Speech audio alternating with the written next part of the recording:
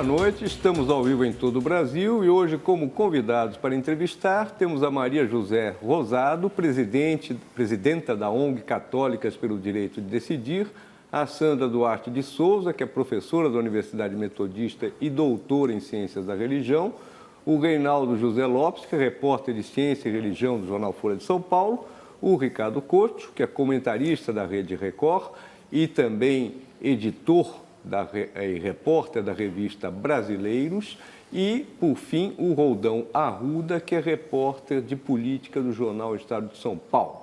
Temos também a presença dos tuiteiros e do nosso cartunista Paulo Caruso. Boa noite, Leonardo Boff, obrigado por ter vindo lá da chuva de Teresópolis, até conseguiu chegar aqui, ultrapassando barreiras. E, antes de mais nada, eu queria saber os primeiros movimentos do Papa Francisco. Falou aos jornalistas, fez piada, se aproximou do povo, é um homem sorridente, bem-humorado. O Vaticano nega que ele tenha sido, vamos dizer assim, leniente com a ditadura militar argentina. O que o senhor achou dos primeiros movimentos do Papa Francisco? Bom, em primeiro lugar, eu quero me solidarizar com as vítimas de Petrópolis, onde eu moro. São mais de 15 já vitimados, centenas de desabrigados. Eu quero ser solidário com eles. E também com os da Baixada, em Caxias e Xerém. Eu creio que esse Papa Francisco, ele está inaugurando o terceiro milênio.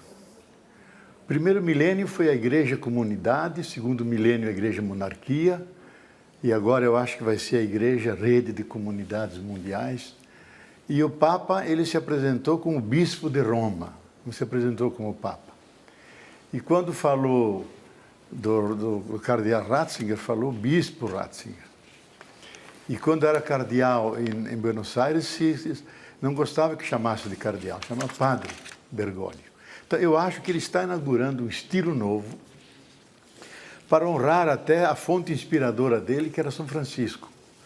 São Francisco, no século XIII, no auge do apogeu do papado com Leão XIII, Inocêncio III. Inocêncio III, que foi o papa mais poderoso da história.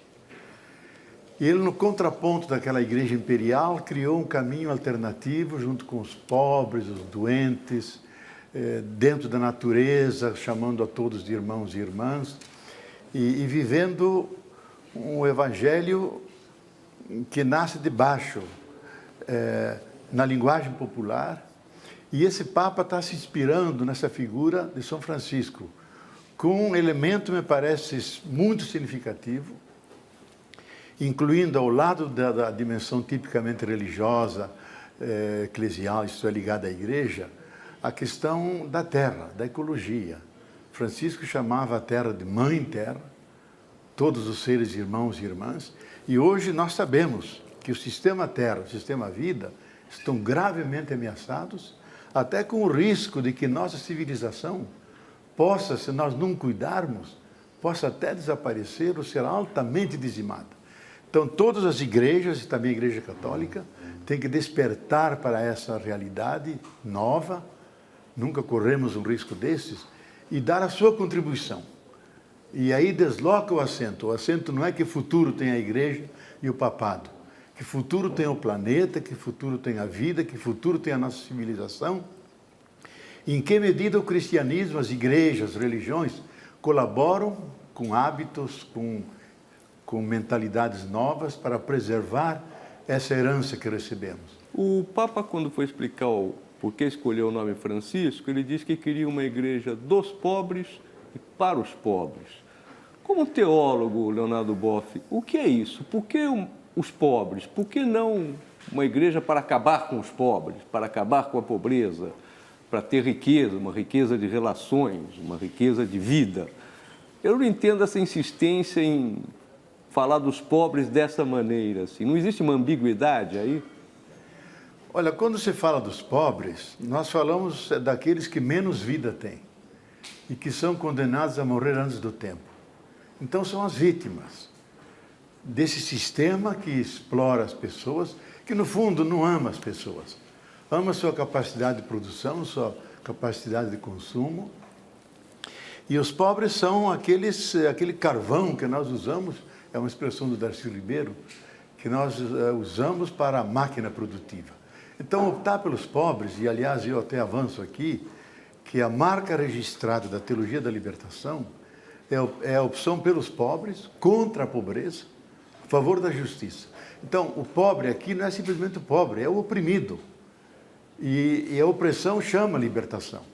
E, nesse sentido, ele foi muito explícito na forma como ele se comportou. Primeiro, como vive, forma extremamente pobre, deixou o palácio, ir num apartamentozinho, toma um ônibus, toma um metrô, vai sozinho pela favela, conversa com todo mundo.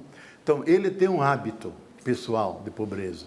E, simultaneamente, entende que a herança que João 23 nos deixou, que a igreja é de todos, mas principalmente para os pobres, porque são aqueles que nos atualizam a paixão de Cristo e nós devemos socorrê-los para que possam viver. Não se trata de riqueza, porque o oposto à pobreza não é riqueza. O oposto à pobreza é justiça. E esse foi o grande discurso do cardeal Bergoglio, com o qual ele se atritou com o governo dos Kirchner. Porque dizia, a questão da Argentina é a pobreza, a desigualdade. Em 1990 havia 4% de pobres, agora tem 33%. Então há um erro qualquer nas políticas sociais, e uma das tarefas que ele se propunha como pastor era suscitar essa questão da justiça e não da filantropia, para chegar a superar esse fosso que é entre ricos e pobres e haver mais igualdade social. Agora, ao mesmo tempo, Leonardo, não sei, não é um certo otimismo e uma certa esperança que não leva parte da biografia, parte do histórico do cardeal Bergoglio em consideração, levando em conta a maneira como ele se não pecou por comissão, talvez tenha pecado por omissão durante a ditadura argentina, e o alinhamento dele muito forte com a ortodoxia, digamos, mais rígida, mais ferrenha, da época do João Paulo II e da época do Ratzinger. Eu concordo que os sinais que ele passa agora são muito esperançosos, mas eles parecem contradizer, ao menos em parte, essa história dele. Eu queria ir na mesma direção, Leonardo. Eu gostaria de partilhar do seu otimismo, mas eu acho que, apesar dele ter adotado o nome de Francisco, ele continua sendo Bergoglio, não é? E esse cardeal Bergoglio, de tudo o que se sabe, realmente, inclusive na questão dos pobres, ele pode ser um homem simples na sua maneira de ser, mas ele não deixou de perseguir, denunciar colegas dele, jesuítas, que trabalhavam nas favelas em Buenos Aires à época da ditadura militar e que foram presos, torturados. Inclusive, ele não deixou que eles continuassem na Argentina, e dizendo, inclusive, que se eles deixassem a ordem, deixassem de ser jesuítas, ele pediu que nenhuma diocese os recebesse. Então, ele tem um passado que realmente não nos permite, eu acho, ter essa visão tão esperançosa que você tem. Eu estive até a semana passada, com colegas argentinas, e elas estavam realmente muito tristes e mesmo sem entender como é que se pode escolher para dirigir a igreja um homem que tem o passado que ele tem na Argentina, não é? Bom, com acusações seríssimas e comprovadas. Eu acho que essa questão é polêmica e eu prefiro crer no Prêmio Nobel da Paz, que é Adolfo Pérez Esquivel, e daquela ex-senadora, ex-ministra, que participa e ainda participa daquela comissão dos desaparecidos, que consideram essa versão mentirosa e caluniosa. Inclusive, o livro que foi escrito, de várias entrevistas dele, que dedica 14 páginas desse fato, ele nega totalmente. E eu mesmo, por acaso mesmo, eu me encontrei, passei um dia inteiro com Horácio Iorio, onde o Bispo Novak, e ele me contou das torturas, foram 5 meses, mas nunca me falou, pelo contrário, me disse que o Bergoglio, que era provincial, escondeu muita gente em São Miguel, no grande colégio deles, que eu estive lá que eu conheci o Bergoglio também. Então eu acho que essa questão ela é polêmica, tem opiniões de vários lados, ele nega, e gente muito importante o nega, e muitos testemunhos que foram salvos por ele. Por exemplo, o Iório me disse, o Iório e o Yalix, que estavam na favela, e ele soube, como provincial, que estavam raptando, sequestrando pessoas que trabalhavam com os pobres. E advertia os dois, olha, seria bom vocês se afastarem para não serem sequestrados. Eles preferiram ficar lá e foram sequestrados. Não é que ele os entregou, pelo contrário, ele tentou salvá-los.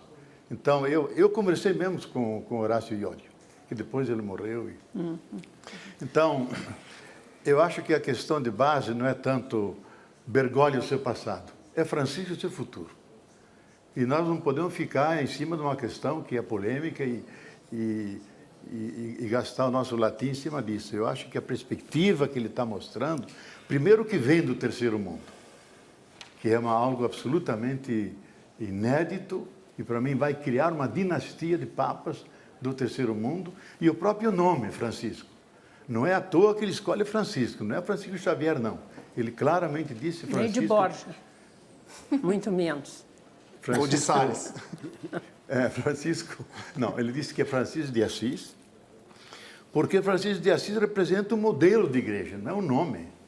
É a igreja dos caminhos, é a igreja dos pobres, é a igreja que ele quis restaurar, porque a mensagem que ele entendeu era um jovem da Genesse do Rei de Assis, vivia naquele Fausto da burguesia nascente, e de repente escuta uma voz e diz, Francisco restaura minha igreja que está em ruínas. E ele tomou o pé da letra, foi lá, refez uma igrejinha que está até hoje, lá a Porciúncula em Assis, belíssima, só que meteram uma imensa catedral em cima e destruiu toda a coisa original. Leonardo, ainda sobre o nome Francisco, só para não perder o gancho, a frase do novo Papa, né, ao explicar o nome dele, Papa Francisco, a frase dele exata foi a seguinte, como eu gostaria de uma igreja pobre para os pobres. Como assim eu gostaria? Ele não é o Papa, o soberano da igreja? O que ou quem o impede de transformar esse sonho em realidade? Só lembrando, esse também era o plano do João Paulo I, que sobreviveu apenas 33 dias no trono de Pedro. O que pode impedir o Papa, né, que é tão poderoso, né, de fazer isso, uma igreja pobre para os pobres? Quem pode impedir? Olha, o Papa, acho que o grande desafio dele é enfrentar a Cúria. A Cúria conseguiu anular um concílio ecumênico, o Concílio Vaticano II, que a Cúria bloqueou todas as suas inovações, isolou os papas e encontrou dois grandes aliados, que foi João Paulo II e foi Bento XVI, que efetivamente tentaram esvaziar as intuições, as renovações começadas pelo Vaticano II. Então, esse Papa encontra uma Cúria assim, só que é uma Cúria desmoralizada, uma Cúria enfraquecida, em ruínas mesmo, e eu acho que ele tem que ser não franciscano, ele tem que ser jesuíta face à Cúria.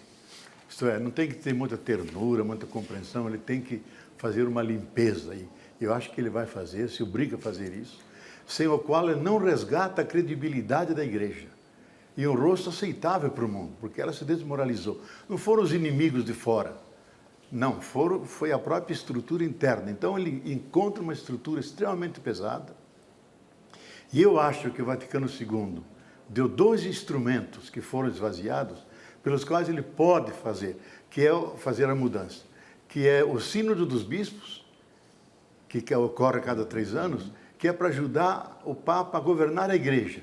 E ficou só uma instância consultiva. E a colegialidade, que são as conferências continentais e nacionais, que por causa das diferenças das culturas, uma coisa é a África, outra coisa é a América Latina, outra coisa é a Ásia, devem buscar encarnar-se naquelas culturas e fazer um rosto adequado àquelas culturas. Isso foi esvaziado, se criou o catecismo, que uniformizou a doutrina, se criou um único direito canônico e um vasto processo de romanização e uniformização de toda a igreja. Então eu acho a vantagem dele de vir de fora desse conluio de poderes, dá a ele a possibilidade, com os instrumentos oficiais, de impor uma reforma na Cúria. Bof. E agora há o risco como todos. João Paulo I discutiu com os cardeais sair do Vaticano. 2 dias depois aparece misteriosamente morto. Deve ter alguma conexão aí. Eu ainda quero insistir nisso que está o tempo inteiro aparecendo na mídia, que é a questão do nome. Como você disse, o nome Francisco é um projeto de governo, não é? Mas eu me pergunto, primeiro, não é meio paradoxal um Papa franciscano, entre aspas, não é? Pensando um pouco o próprio carisma da ordem, nessa perspectiva. Você me pareceu muito otimista nas várias entrevistas que você deu em relação a este Papa. Você ressaltou e novamente ressalta aqui a importância do nome que ele escolheu, dessa identificação com a população, com os pobres, não é? E você, inclusive, se refere a uma descentralização, não é? A centralização não na hierarquia, mas no próprio povo. A pergunta que eu te faço é o seguinte, e você também fala de uma profunda reforma na Cúria, não é? Romana, uma profunda reforma, eu colocaria entre aspas. Será que não é otimismo demais, Boff? A forma como a Igreja Católica está estruturada, ela depende da hierarquia, ao que me parece, que ela constitui. Né?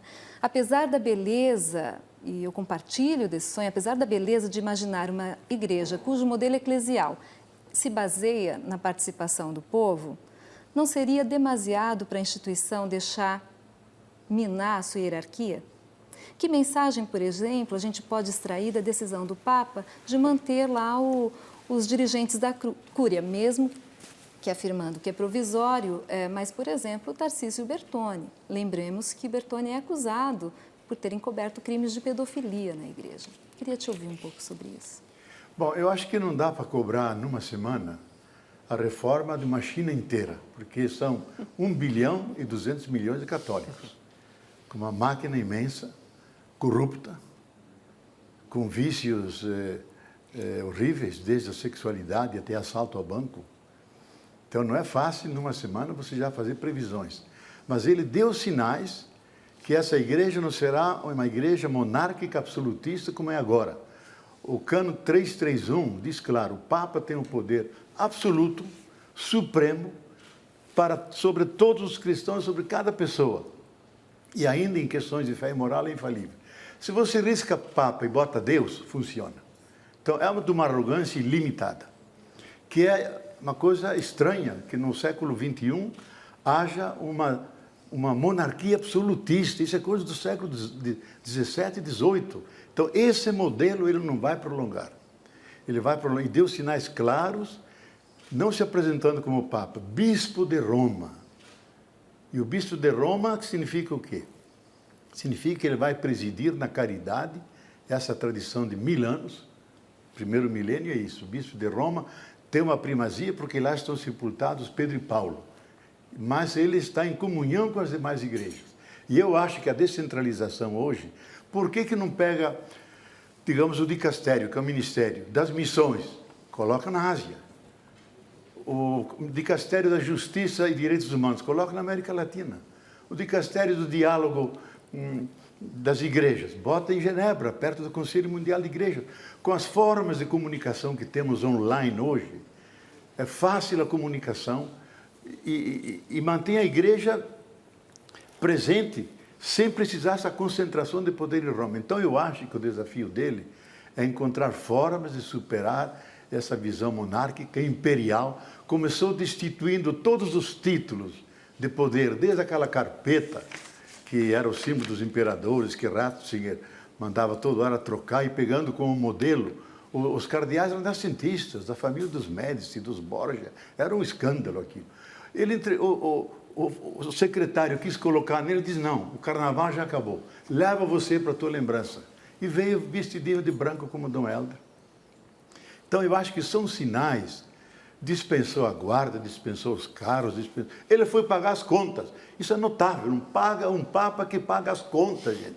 Vai no hotelzinho e paga lá 90 euros por dia, pega a sua roupinha e lá vai para o palácio. Onde se viu isso? Isso não existe no mundo, nesse mundo eclesiástico. Isso deve ser um escândalo tremendo para a Cúria Romana. E é bom que se escandalize.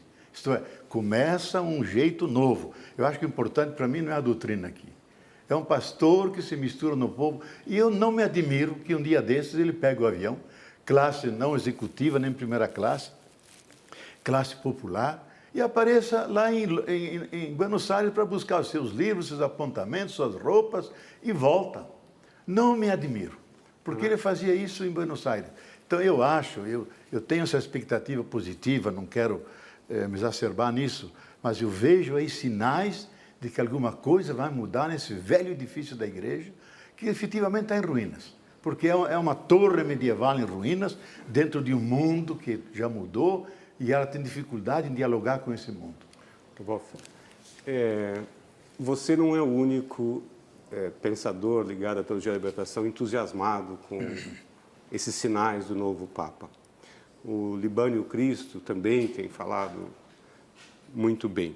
A única pessoa dessa linha que eu vi contestando mais é uma mulher, a Ivone Gebara, que também foi punida. E que ela está achando que esses sinais externos não dizem muito. E ela também está contestando até a escolha de um latino-americano que você considera como uma coisa positiva, ela considera até uma coisa negativa. Ela acha que faz parte de uma geopolítica, é uma preocupação do Vaticano com governos mais próximos da esquerda no hemisfério sul, na América Latina, e que essa escolha dele tem a ver com isso. E ela diz, olha, isso é um grande espetáculo, todo mundo se comove, mas ninguém questiona a forma como o Papa ainda é eleito, o sistema como ele funciona, extremamente essa monarquia que você fala, do século XVII. A única pessoa que eu vi é uma mulher. Tem alguma explicação para isso? Será que as mulheres sentem mais ou esse peso dessa hierarquia? Bom, a única teóloga que eu vi contestando ela não esperava outra coisa, porque ela faz críticas contínuas e eu não sou a favor de lançar logo a suspeita como primeira reação. Eu acho que ela faz uma crítica justa quando fala da espetacularização da mídia. 5.000 jornalistas, milhares de câmaras, e o Papa não faz nenhum gesto de teatralização, não estende os braços, não abana. Eles ficam lá parados, até assustados. Parado, ele se deixa ver e olha tranquilamente para o povo. Até eu achei estranho, porque o Papa vai abanar, como se faz normalmente os políticos. Ele não fez nada disso. Pelo contrário, se inclinou, fez a reverência ao povo. Coisa notável. Primeiro pediu que o povo o abençoasse, e depois ele abençoa. Isso significa dar centralidade ao povo de Deus primeiro. E a hierarquia está a serviço desse povo. Então, eu acho que são sinais que a gente não pode duvidar, porque todo mundo vê. E dizer que ele vai querer se aproximar dos governos mais de esquerda, eu acho que não. Eu acho que ele vai reforçar, sim, pela prática dele, pelos discursos dele, as novas democracias latino-americanas, que tem políticas republicanas, isto é, políticas voltadas ao povo, que é uma novidade na América Latina. Ele seguramente vai reforçar essa onda de democratização, que é uma forma diferente de viver a democracia, mais participativa, com mais políticas voltadas para o povo. Eu acho que com o Papa essa linha vai ser reforçada. Não é um Pinochet, não são os mais autoritários que vão ser reforçados. Você não se empolgou com a eleição do João Paulo II também? Teve um certo entusiasmo, também uma certa expectativa de que ele também viesse, um sopro renovador, e depois uma certa decepção. Não, eu nunca tive com ele. Eu sabia, digo, olha, o homem que vem da reação do comunismo, a gente conhecia a teologia dele, nosso grupo lá de reflexão teológica da Concílio, o Chenu, que era o assessor dele durante o Concílio Vaticano II, dizia ele era absolutamente contra o conceito povo de Deus, porque não dava para ver a hierarquia da igreja, tem que ver a hierarquia. Então, eu nunca tive muita expectativa, eu admirava o carisma dele, mas era uma espécie de espetacularização da fé. Como você atrai gente com roqueiros. Também, lógico, tem um Papa só no mundo, é sempre interessante ver o Papa. Mas os conteúdos das mensagens, das reuniões com os jovens, eram extremamente fracos. Eram mais espetáculo mesmo. Então, eu acho que a igreja ali, ela não soube ter uma presença mais crítica face ao mundo, no sentido de ela ter uma missão mais explícita de diálogo aberto para fazer trocas com a cultura moderna e não se isolar. Por exemplo, o Papa Bento XVI, ele acho que simplesmente cortou os laços com a modernidade, porque considera isso uma decadência daquela síntese medieval que ele tanto admira, do agostinismo político. Então, eu acho que esse vem de outra tradição, de igrejas da periferia, que não são mais igrejas espelho das europeias, são igrejas fonte, que fazem experiências pastorais aqui, com forma de celebrar a fé de um jeito, rede de comunidades, círculos bíblicos, cristãos engajados nas favelas, nos direitos humanos, na fé e política. Isso é um outro tipo de cristianismo. Mas, Leonardo... Espera, vamos ter que fazer um rápido intervalo e voltamos já com o Leonardo Boff. Nossa Senhora.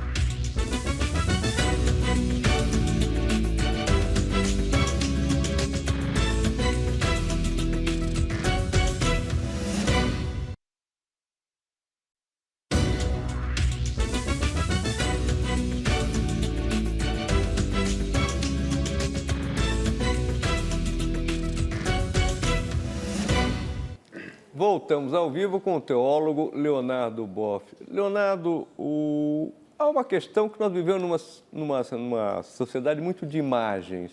E a imagem do novo Papa, comparada com a do Papa anterior, Bento XVI, é radicalmente diferente. Esse é um homem simpático, que sorri, conta piada, fala de improviso, enquanto que o Bento XVI era um homem fechado, muito tímido, muito voltado para dentro, com dificuldades enormes de comunicação, me parece. Isso não é mais importante do que eventuais sinais? Não é uma questão muito de imagem do novo Papa ou não? Eu acho que na imagem é caráter dele. Caráter? Porque ele sempre foi assim. Não é de agora, ele não está fazendo um teatro em Roma, porque ele viveu assim. Imagina um cardeal que deixa o palácio em Buenos Aires e vai viver num pequeno apartamento. Dom Paulo cozinha para si. Cozinha para si. Aliás, eu acho que ele, como jesuíta, é fruto da grande mudança que os jesuítas sofreram depois do Vaticano II. Porque, como ordem, eles foram constituídos para evangelizar e educar as elites. De repente, vem o geral da ordem e diz, olha, a nova missão nossa é a justiça no mundo e a dedicação aos pobres. E lançou os jesuítas para a América Latina, África, para as favelas. Muitos foram mortos, presos, torturados, especialmente na América Central. Então, Bergoglio vem dessa tradição nova. E ele se comportou assim, como antes e agora. Então, ele não mudou de Bergoglio para Francisco. Agora, quando ele assume Francisco, ele assume um desafio, que é difícil de ser levado avante, mas eu acho que é o que se esperava na igreja. Assim como estava, não dava para continuar.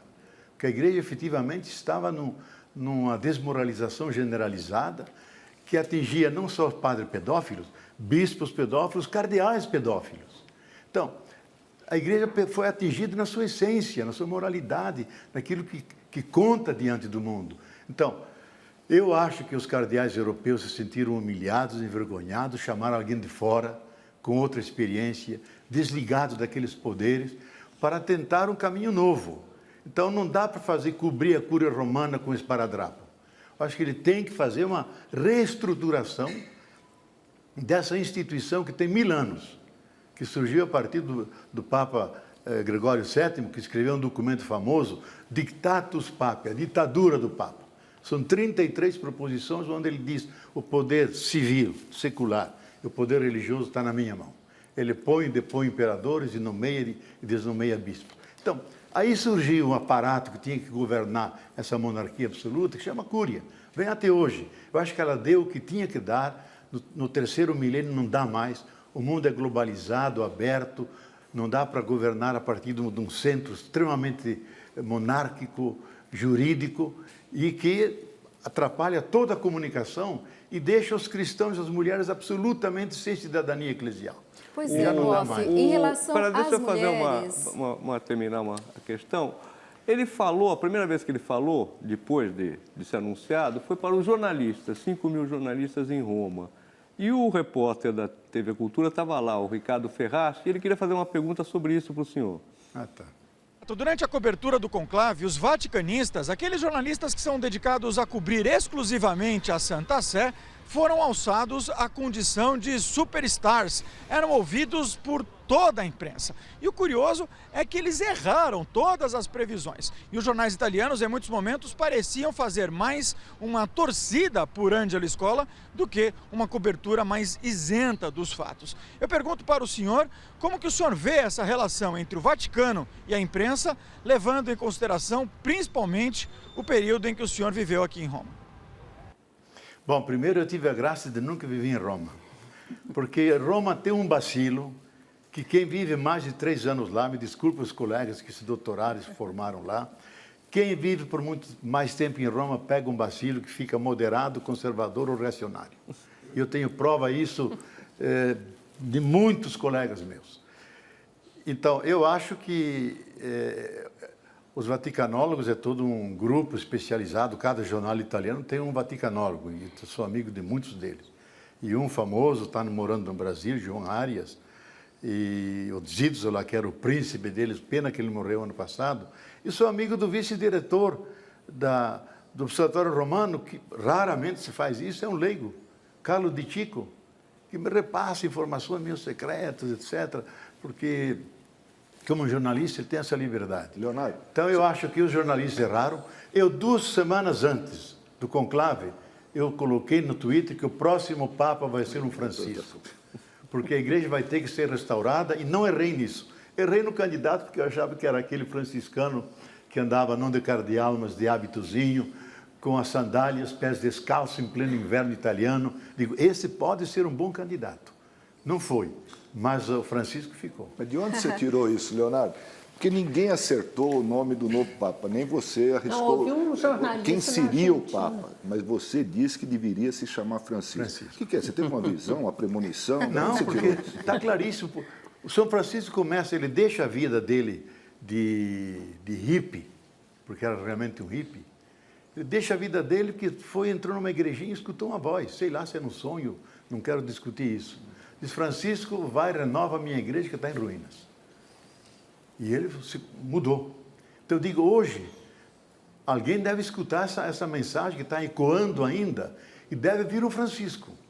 Efetivamente, ele começou um outro modelo de igreja e por isso Dom Helder sempre dizia, o verdadeiro fundador da teologia da libertação não é Gustavo Gutierrez, não é esse e aquele, é São Francisco de Assis. Porque ele não só foi para os pobres, mas foi com os pobres e como os pobres. Ele foi morar junto com os ancenianos, num leprosário, e marcava o encontro dos frades da Europa inteira padre, ali. Né? Ele não era padre, não era... E era leigo, não era padre. Só no fim da vida que os papas proibiram os leigos pregarem, os valdenses e outros. E aí ele teve que aceitar ser diácono, a condição de... Porque a cada função cabia uma remuneração, desde que não recebesse nada. Só para poder falar, porque você não podia mais falar. Leonardo, eu gostaria de retomar uma coisa que foi dita e que a gente passou meio rápido, que foi o seu comentário a respeito da Ivone Gebara. E, bom, você disse mais ou menos assim, bom, a Ivone, ela tem sempre uma posição crítica em relação a isso. Eu gostaria de dizer um pouco mais em relação a isso, quer dizer, ela coloca uma série de pontos aí, de questões que foram levantadas aqui pelo colega, o Roldão, mas principalmente um dos aspectos fortes tem a ver com a posição explícita de Jorge Bergoglio, agora o Papa Francisco, que é em relação aos direitos reprodutivos, não é? Então, os direitos humanos das mulheres, não é? Os direitos reprodutivos, os direitos humanos da população LGBT, né? Então, ele se opôs veementemente agora, já ao assumir o pontificado, reforçou esses argumentos em várias entrevistas que deu.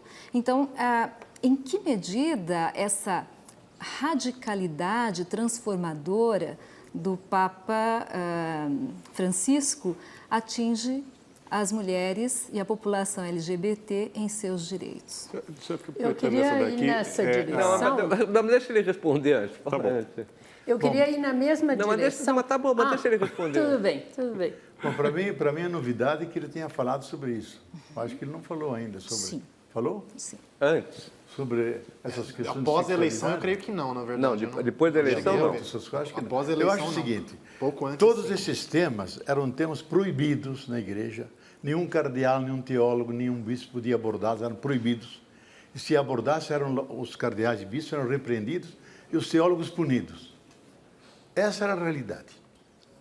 Agora, ele sendo Papa, eu acho que ele vai colocar essas questões para discussão na igreja. Não, mas Eu acho ele, não, se ele fosse contrário, ele não teria se colocado de maneira explícita contra uma série de propostas do governo argentino a esse respeito, por exemplo. Ele foi militante contra o movimento LGBT na Argentina, os direitos da população homossexual na Argentina. Ele foi militante contra a distribuição, até contra a distribuição de preservativos em 2008 pelo governo da Argentina. Ele é explicitamente contra o aborto, mesmo em caso de morte da mulher, não é?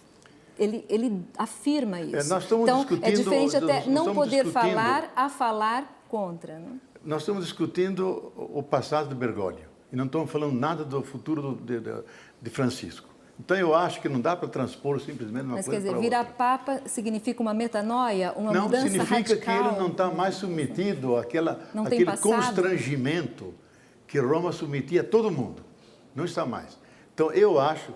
Primeiro, vamos dizer o seguinte, que ele, e cristãos e igrejas, têm a sua opinião sobre aborto e as pessoas podem ter distintas opiniões sobre isso. Mas deve se entender dentro do campo democrático, no sentido que não pode impor a sua visão para todo mundo. Apresenta a sua visão como esse grupo, e é legítimo que eu faça, e aceite a discussão.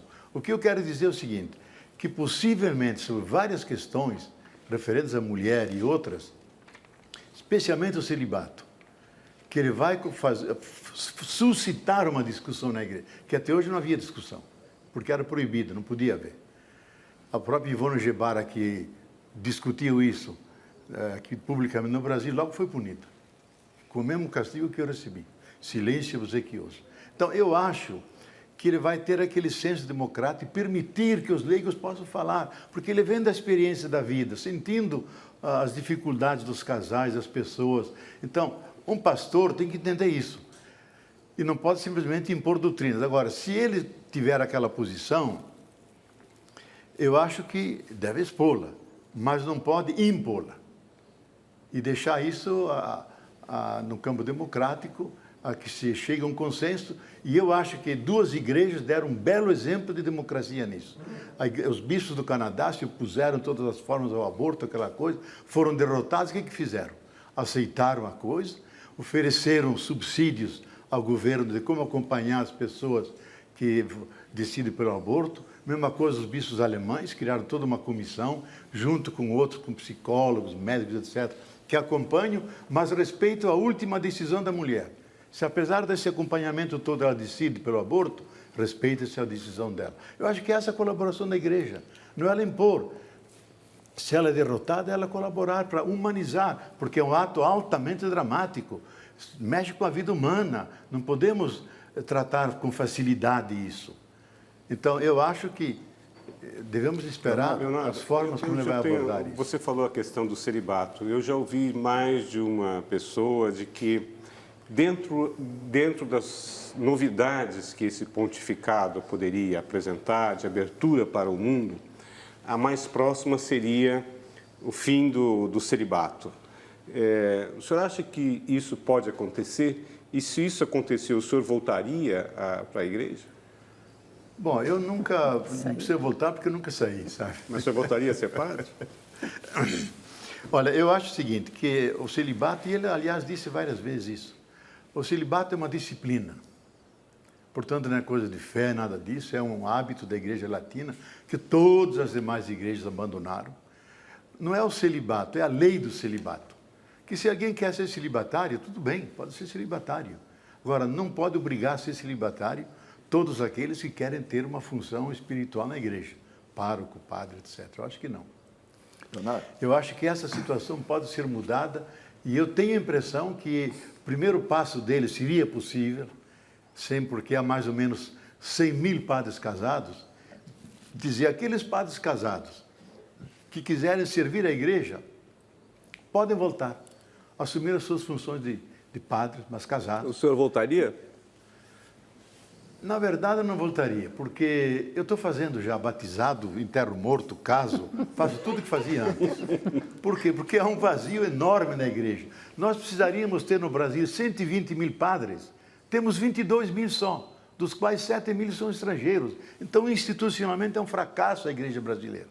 Não atende os fiéis. Então, quando me pedem, eu pergunto, tem um pároco algum perto? Tem um pastor?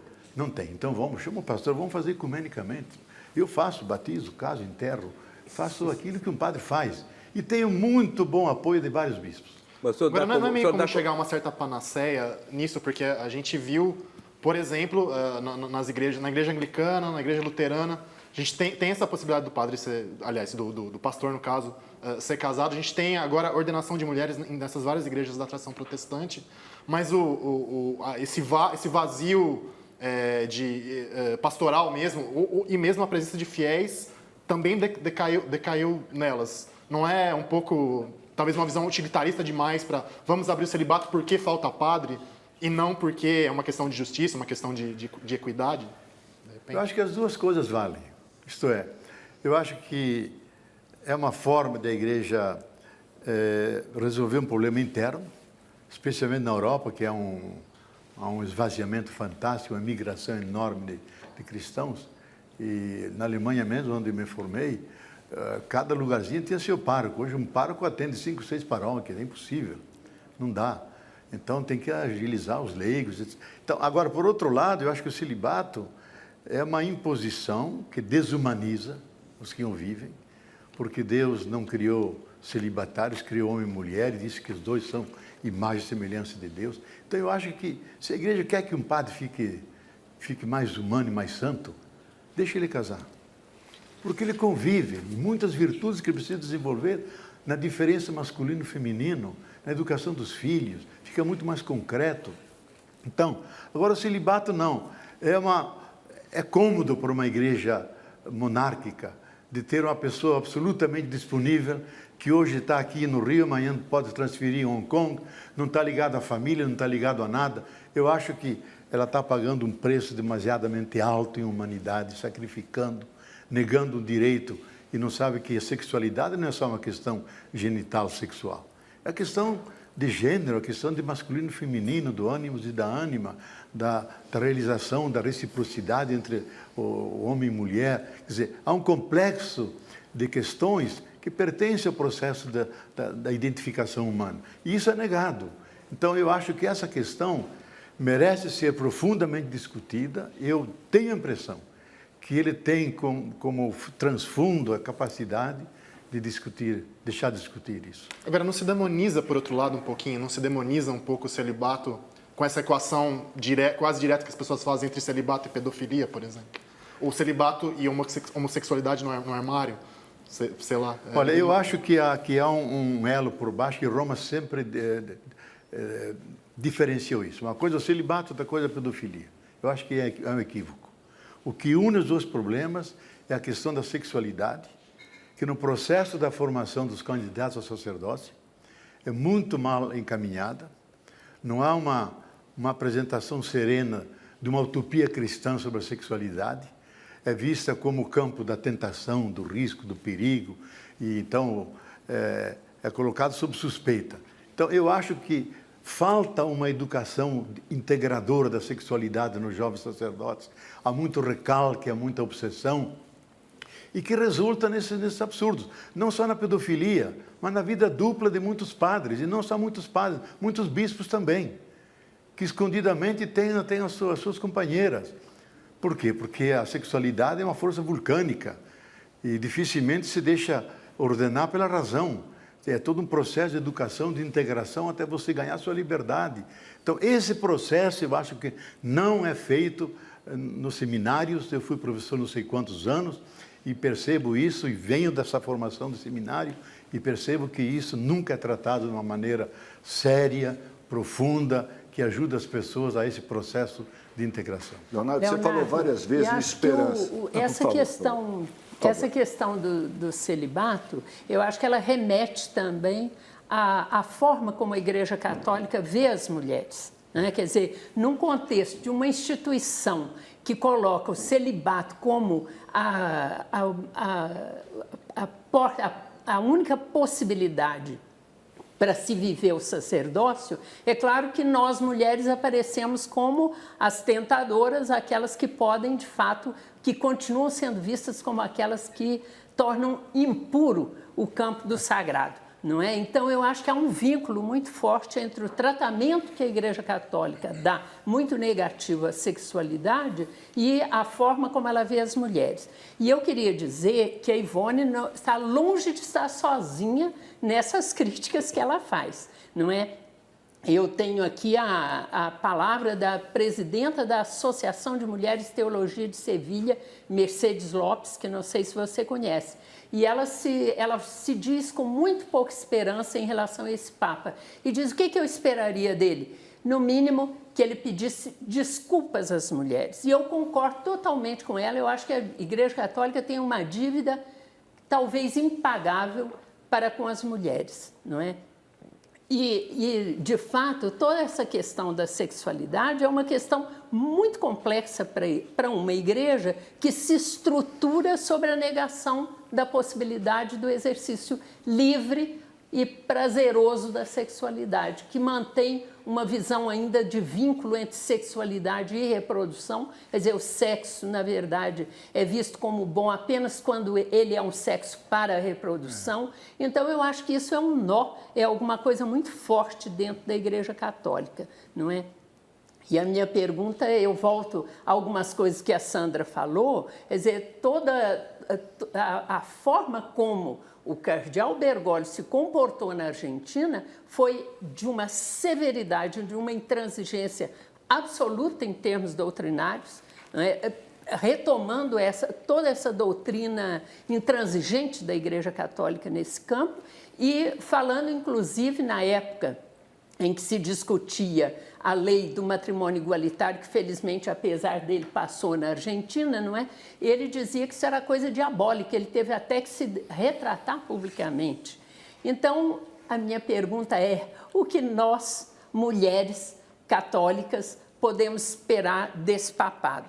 E, voltando à questão da Ivone não estar sozinha, eu queria lembrar também todas as católicas pelo direito de decidir, que são mais de 10 grupos na América Latina toda, e que fizeram uma declaração, agora, recentemente, recebendo, ao saber essa notícia do novo Papa, e é uma declaração também na linha da Ivone, profundamente crítica. Bom, eu quero fazer um esclarecimento e tirar um equívoco aqui, como se eu fosse contra essa questão. Pelo contrário, eu fui um dos teólogos que até se antecipou, escrevi um livro, O Rosto Materno de Deus, junto com a Rosa Marie Muraro, que é uma das feministas mais inaugurais do Brasil. Escrevemos um livro grande, masculino e feminino, resgatando tudo isso.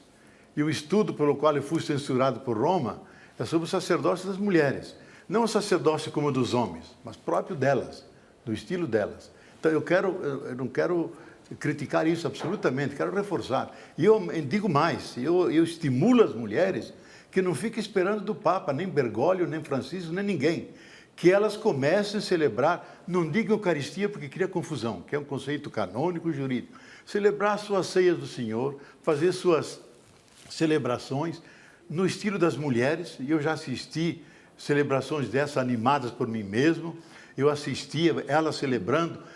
Gente, não adianta, no sistema absoluto de centração do poder, não dá para esperar cunhas e brechas. Tem que surgir um antipoder, que cria o seu espaço de autonomia. E um cristão não deve nunca esquecer aquilo que São Paulo diz aos Gálatas: vocês foram chamados para a liberdade, não se deixem escravizar. Então, eu acho que nós temos que viver essa liberdade e uma desobediência, eu diria, fiel. No sentido fiel a essa grande tradição, da tradição de Jesus, mas desobediência é um tipo de igreja que é passada, que não funciona mais. Leonardo, você falou várias vezes em esperança, né? Ouvindo você falar, queria te perguntar o seguinte: parece que a igreja em crise, em ruínas, como você falou, ressuscitou com a renúncia do alemão, né, e a eleição do argentino. A que o senhor atribui essa guinada, né, essa mudança de uma semana para outra? Será que, além dos atributos pessoais do Papa, que o senhor já citou aqui, que inspiram confiança e paz, não estaria todo mundo, católicos ou não, precisando de uma esperança, de uma nova referência, diante do descrédito de instituições como a própria igreja, os partidos políticos, os sindicatos?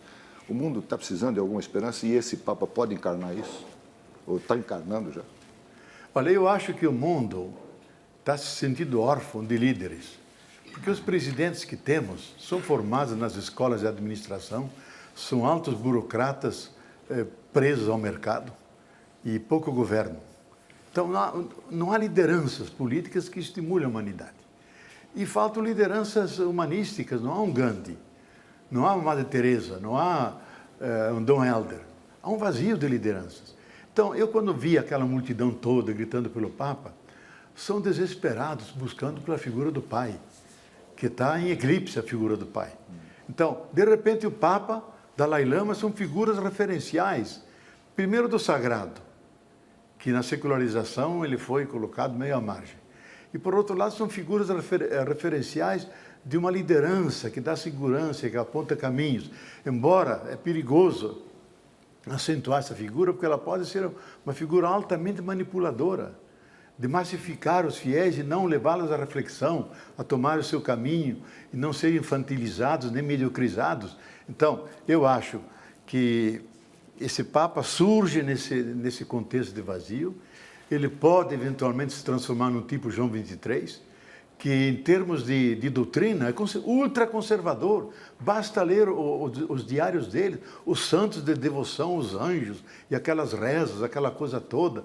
Mas em termos sociais e de igreja, absolutamente revolucionário. Então, eu acho que uma coisa é ver a doutrina, que é muito rígida na igreja, e a maioria foi formada na escola do faraó, isto é, para governar e mandar e impor a doutrina. Outra coisa é a dimensão pastoral.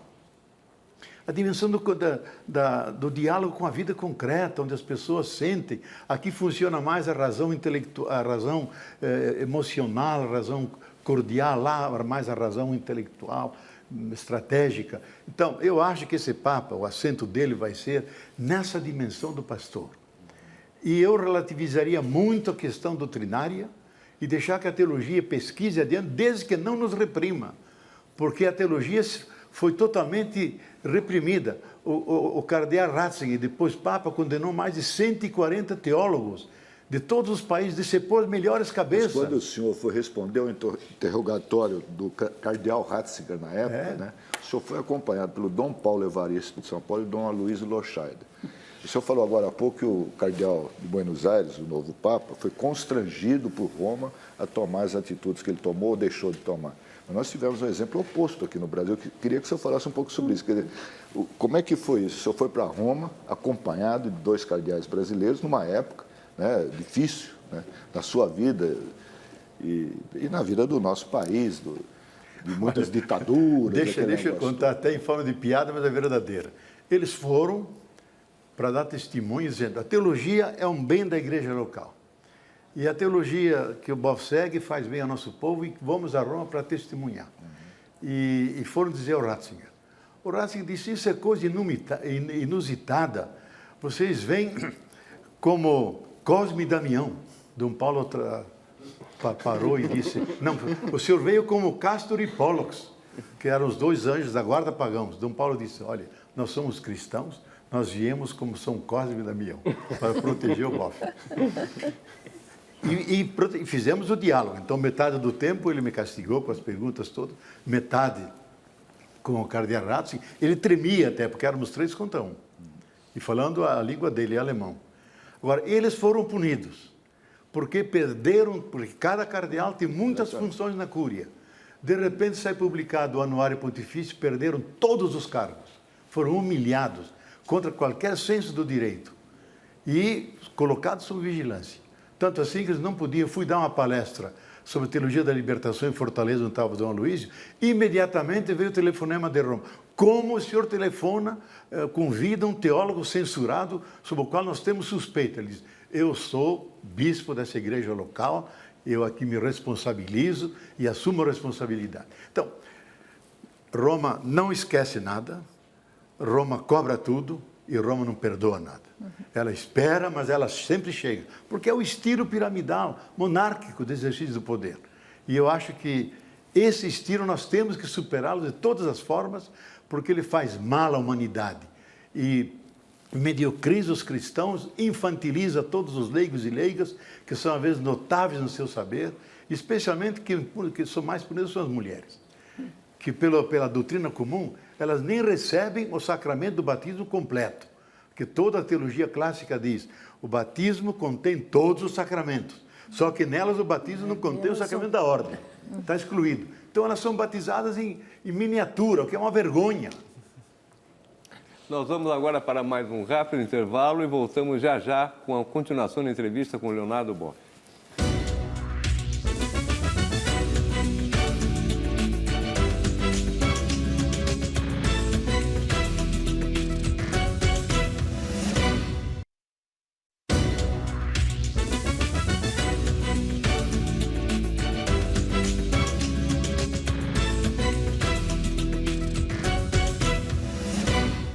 Voltamos ao vivo com o teólogo Leonardo Boff.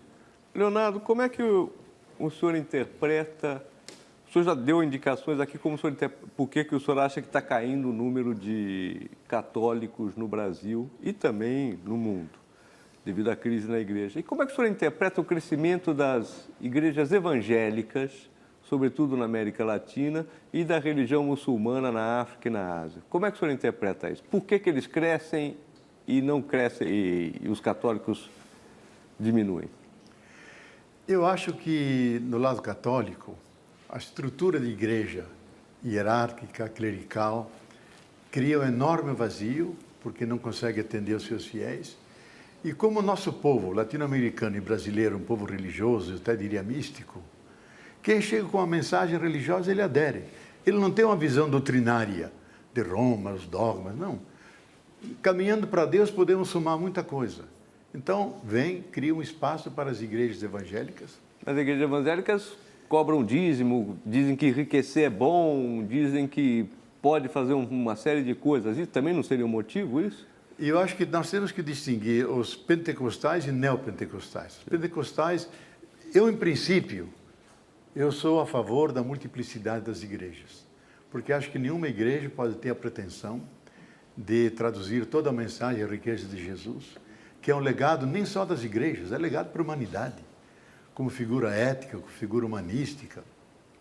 Pode inspirar muitas pessoas, mas as igrejas levam a gramática dessa mensagem e levam a memória. Então, que haja muitas delas eu acho até interessante, porque cada uma revela certas facetas. Agora, tudo que é são pode ficar doente. E há uma secção, um tipo de igrejas que são patológicas, são doentias, porque exploram a boa-fé dos fiéis, seja pelo fundamentalismo, seja pelo evangelho da prosperidade, que utiliza mais o Antigo Testamento do que o Novo e fala mais para o bolso dos fiéis do que para o seu coração. Então, eu acho que aí nós devemos usar a crítica como o abuso da religião, mas simultaneamente ser cuidadosos, porque às vezes é o único galhozinho que o povo se agarra, e eu de vez em quando, agora menos, mas uns anos atrás, eu ia muito nessas igrejinhas, meio disfarçado, e participava e falava com meus aleluias, ficava até animado, e o pessoal dizia, esse é um bom orador. Porque eu percebi o seguinte, elas têm uma função de cidadania significativa. Esse povo pobre que ninguém escuta, os vereadores não querem nem saber, o governo não tem políticas, eles aí se encontram e dizem, ninguém me escuta, mas Deus me escuta. E cria um laço de fraternidade entre eles. Batia na mulher, antes não bate mais. Ele bebia, não bebe mais. Antes ele ia para os bailes e fazia aquelas farras, não faz mais. Quer dizer, ajustou a sua vida. Então eu acho que nós, fazendo a crítica religiosa, não devemos perder uma certa contribuição que dão à edificação da família, das pessoas. Mas eu acho que na América Latina se criou todo um cristianismo popular, que, segundo alguns antropólogos, talvez seja uma das criações mais originárias culturais que a América Latina fez, que a Europa conhece muito pouco. E o forte do nosso cristianismo não é o cristianismo espelho, como organização, mas o cristianismo como organismo que está nas bases, popular, com muitos santos e pouca missa, muita devoção, e onde eles vivem um sentido mais transcendente de vida, que não só esse imediato. Então, eu acho que, nesse campo, existe um verdadeiro mercado das religiões, e que, às vezes, obedece à lógica do próprio mercado. Então, disputam pelas televisões e corre muito dinheiro. Já Bloch dizia, onde há religião, há muita esperança, mas também muito dinheiro. Leonardo, dentro desse grupo evangélico, não estão crescendo as igrejas históricas tradicionais. Elas também perderam fiéis. O que cresce é essa igreja, a neopentecostal. A teologia do enriquecimento, da prosperidade.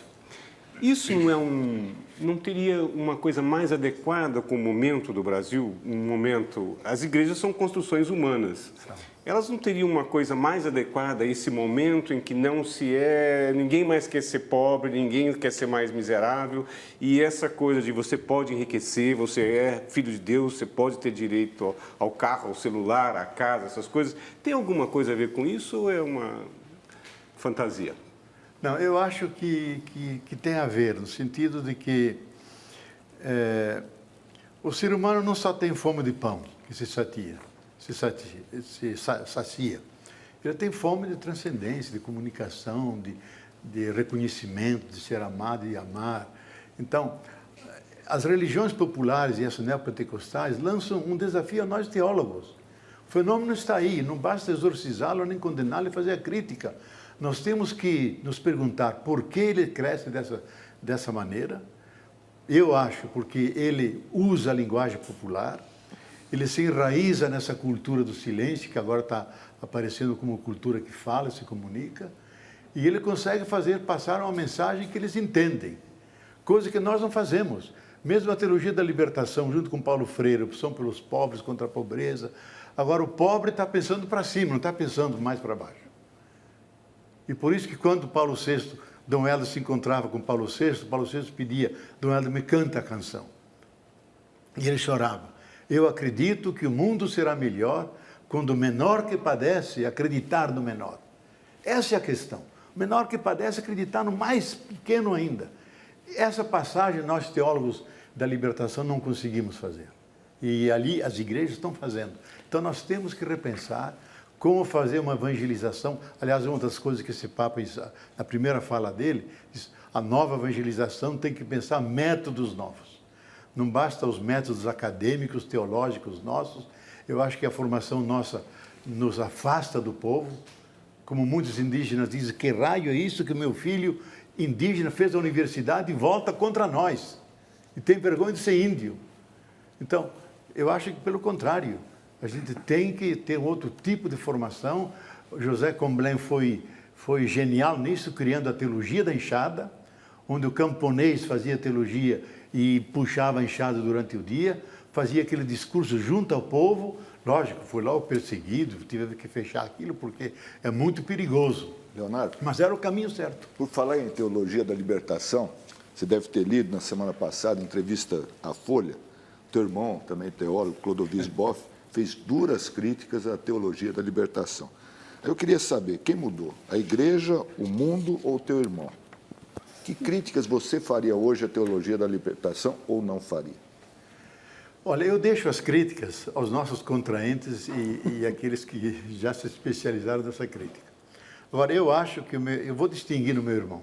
O irmão, e o teólogo, que eu acho um teólogo eminente, extremamente inteligente, com uma formação rigorosa. Eu acho que poucos dos teólogos conhecem a modernidade. Está escrevendo 3 volumes assim grossos sobre o niquilismo da cultura moderna. E eu respeito e era um grande amigo e um interlocutor. Agora, outro como teólogo, eu acho que ele é contraditório. Contraditório na teologia e contraditório com a sua vida. porque ele era muito mais radical que eu e todo mundo dizia, ele que devia ser chamado a Roma, não eu. Porque ele passava 6 meses na PUC do Rio, 6 meses no Acre. Ele e eu ajudamos a tirar a Marina do convento, ajudamos a criar toda uma consciência com as nossas escolinhas de fé e política. Durante 10 anos ele passava isso e era um teólogo eminente. A obra dele sobre o método da teologia da libertação é um clássico. Aqui tem 2 edições, na Alemanha tem 5 ou 6 edições. Calhamaço de 600 páginas. O que aconteceu com ele? Eu acho que ele está pagando um preço de ter se desligado totalmente das assessorias às bases populares e o diálogo com a comunidade teológica. Se fechou sobre si mesmo. E o preço de pagar disso, que ele está pagando disso, é ele ser um obsessionado pela verdade, e obsessionado pela igreja, e acho que o grande líder é o Ratzinger, contra a modernidade, contra o relativismo. Eu aqui, esses dias, até um tempo atrás, disse a ele, olha, já Pascal dizia, o excesso de verdade é pior que o erro. E nunca se faz tão perfeitamente o mal quando é feito com boa vontade. Então, se alguém me diz, a cada minuto que Jesus é o Salvador Supremo, e me aborrece a vida inteira, eu, para me ver livre dessa pessoa, viro budista. Viro budista. Então ele fica em cima, Cristo é o Supremo e o único Salvador, e a fé tem que ser resguardada. Digo, olha, fé, já Tiago diz, fé os diabos também têm e tremem, estão lá onde estão. O que falta é a caridade. E a tradição da igreja, até dos concílios, diz, só salva aquela fé informada pela caridade. Se não tem caridade, não adianta ter fé nenhuma. Então não basta dizer, como Bento XVI, fé e verdade, porque não é isso, não são as prédicas que salvam, são as práticas que salvam. Então ele é contraditório com a própria vida, com a própria teologia.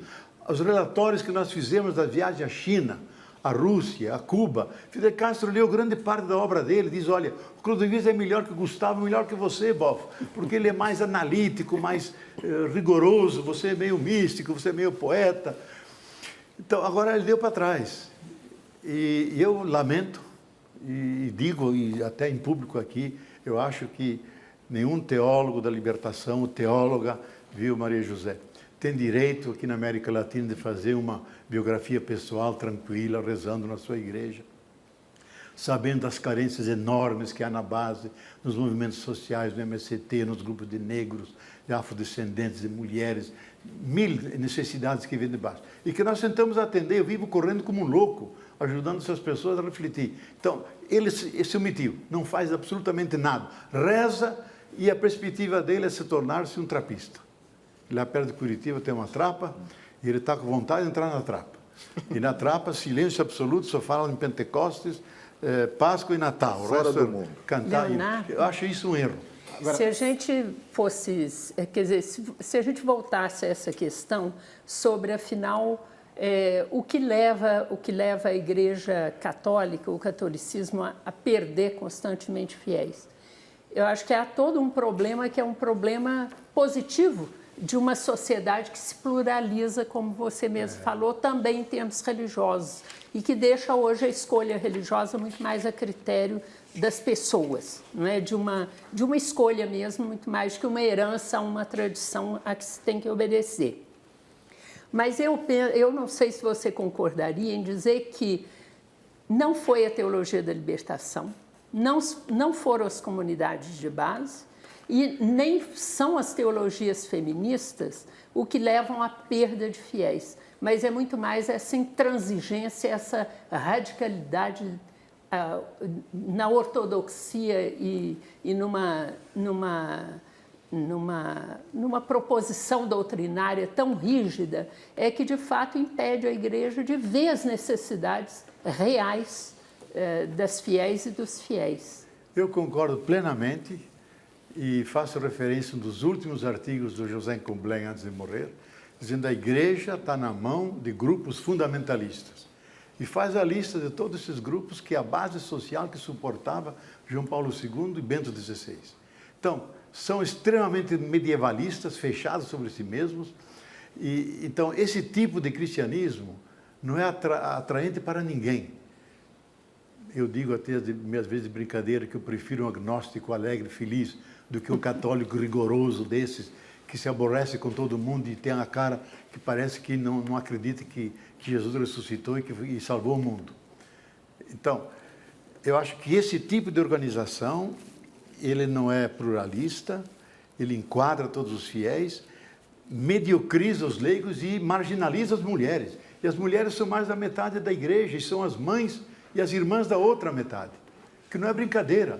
Então, eu acho que esse estilo de poder vai fazer que a igreja diminua cada vez mais, com o risco de ela virar uma seita mariana do Ocidente, que mais e mais é um acidente. Nós não podemos deixar isso. A herança de Jesus é preciosa demais. Eu acho que no terceiro milênio, quem vai salvar a igreja não são os padres e papas, são os leigos. Quando no século III, grande parte dos bispos eram heréticos, porque não admitiam a divindade de Jesus, Jesus era só semelhante a Deus. Os leigos, Tertuliano, um grande teólogo leigo do norte da África, eles sustentaram e forçaram os bispos. Eu acho que no terceiro milênio, quem vai levar avante, quem vai ter protagonismo no cristianismo, enraizado nas culturas e redes de comunidade, serão leigos, homens e mulheres. Serão assistidos, lógico, por pensadores, teólogos. E para mim o importante não é a religião cristã e nem a igreja. É a dimensão espiritual da vida humana. Essa chama sagrada que está dentro de cada pessoa, a espiritualidade não como o monopólio das religiões e igrejas, mas como um dado da pessoa humana objetivo, como é a razão, como é a libido, como é a vontade, assim a dimensão espiritual. E as religiões deviam criar um ambiente para se viver esse dado espiritual. E esse é o grande vazio de todo mundo moderno. E ela se fecha sobre si mesma, substituindo a espiritualidade por religiosidade. Então eu acho que o importante é elas serem fontes que alimentem essa dimensão do outro lado da existência, porque o invisível é parte do visível, e o ser humano quer comungar com essa parte. E ela não oferece esse bom alimento. Vamos ter que fazer um breve intervalo, todo mundo quer falar. Voltamos já para o último bloco com a entrevista com Leonardo Boff.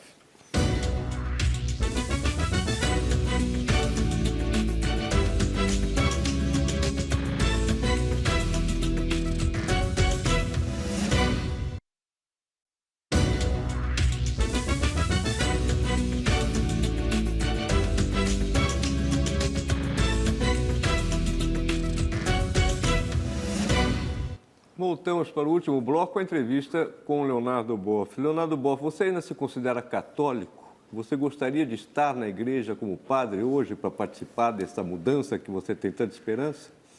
Olha, eu me autopromovi como leigo porque era o status de Jesus. A Epístola aos Hebreus é clara de Jesus não foi padre, porque já havia os levitas, ele é da tribo de Davi, onde tem poetas, guerreiros e amantes de mulheres. E eu venho dessa tradição, leigo, e não vou deixar de ser leigo. E como leigo, eu tenho uma penetração em ambientes que como padre nunca teria penetrado. Seja na universidade, seja e até ambientes mais científicos, porque eu trabalho muito na nova cosmologia, participei na Carta da Terra junto com o Gorbachev, foi um dos que ajudou a redigir aquele documento, que eu considero importantíssimo para pensar positivamente uma saída para a humanidade. Então, eu acho que fico no sacerdócio universal dos fiéis, como leigo, e me sinto... E leigo significa membro do povo de Deus. E eu acho que nessa situação eu posso fazer mais para a fé em geral do que ficando dentro de uma instituição. Leonardo, saindo um pouco da igreja... O Reinaldo falou pouco, o próprio Leonardo. Agradeço a gentileza. Não, Leonardo, eu ia perguntar o seguinte, se você não vê nada mesmo de positivo nessa busca pela fé correta, pela fé ortodoxa, não existe um núcleo da fé, do cristianismo que é inegociável, que é certo você tentar proteger? O Papa Francisco, inclusive na primeira homilia dele, disse que se a igreja deixa Cristo de lado, ela vira só uma ONG beneficente e deixa de ser a igreja. Que tem uma coisa essencial de Cristo que não se pode deixar de lado. Então, qual que é o núcleo que é certo você proteger ortodoxamente, ter uma visão de alguma maneira um pouco inquisitorial para não deixar mexer naquilo mesmo? Não, eu acho que os 3 primeiros grandes concílios, que definiram que Jesus está do lado da divindade, é filho de Deus. Inclusive, no diálogo que eu tive com o secretário do Ratzinger, perguntou, você crê em Jesus, Deus? Disse, não. Herege? Eu digo, não. Ele é filho de Deus. Porque se digo Deus, então Jesus é o Pai, Jesus é o Espírito Santo. Ele disse, puxa, você é um bom teólogo. Lógico, ele é filho de Deus. Então, eu acho que coisas irrenunciáveis da fé cristã não é o monoteísmo muçulmano ou judeu, do judaísmo, é a concepção de Deus como comunhão de pessoas, e daí a concepção trinitária de Deus. E Jesus como filho de Deus. E nós como filhos e filhas no Filho. E isso para mim é irrenunciável, e essa como dignidade oferecida a todos os seres humanos e não só aos batizados. Porque que ele veio para iluminar toda a criatura que vem a esse mundo, e não só os batizados. Eu acho que aí a fé é testemunhá-la. Nós cremos nisso, testemunhamos, e é o núcleo que faz que as igrejas que aceitam isso possam se sentir cristãs e dialogar entre elas. Leonardo, saindo um pouco da igreja, desde o começo, eu queria perguntar uma coisa fora da igreja. Como você mesmo disse, a vida não é só religião, né? Uma pergunta bem simples. Como você está vendo o Brasil hoje, o conjunto da obra? Para onde estamos caminhando? Olha, eu acho que nós estamos caminhando na direção de alto risco.